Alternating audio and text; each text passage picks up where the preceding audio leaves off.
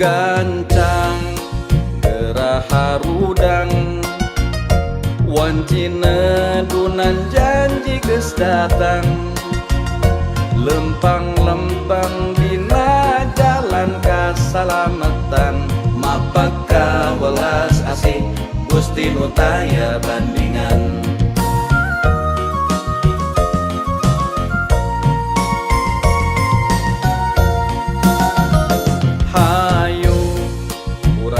Barengan ngatik diri ku ugaran pangeran sameme datang waktu pangwalesan mangsa teu ditarima saban rupa alasan.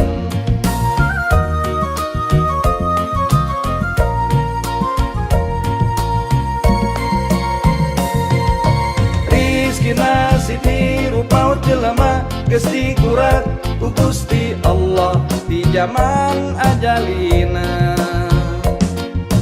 Kari urang seputarang siarna ikhtiar sabisa-bisa lempang di jalan mantena.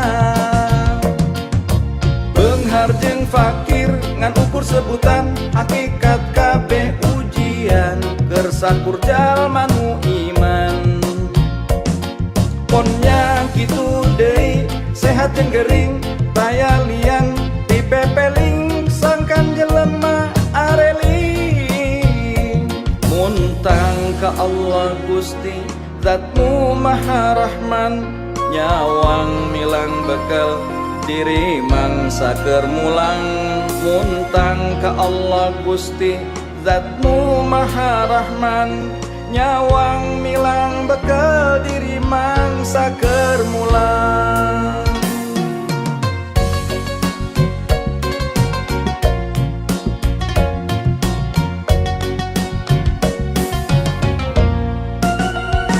Gancang geraha rudang wancina dunan janji geus datang lempang-lempang dina jalan kasalamatan mapaka welas asih Gusti nu taya bandingan.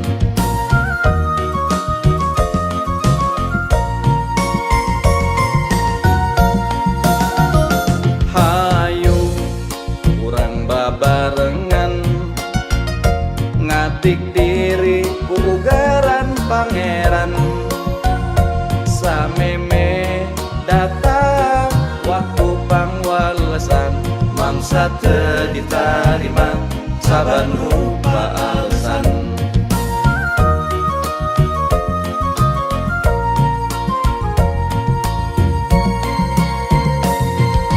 Rizkina siti rupa jelema geus dikurat ku Gusti Allah di zaman ajalina.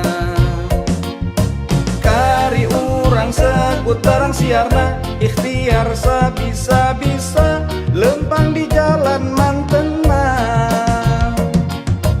Beunghar jeung fakir ngan ukur sebutan hakikat kabeh ujian keur sakur jalma nu iman.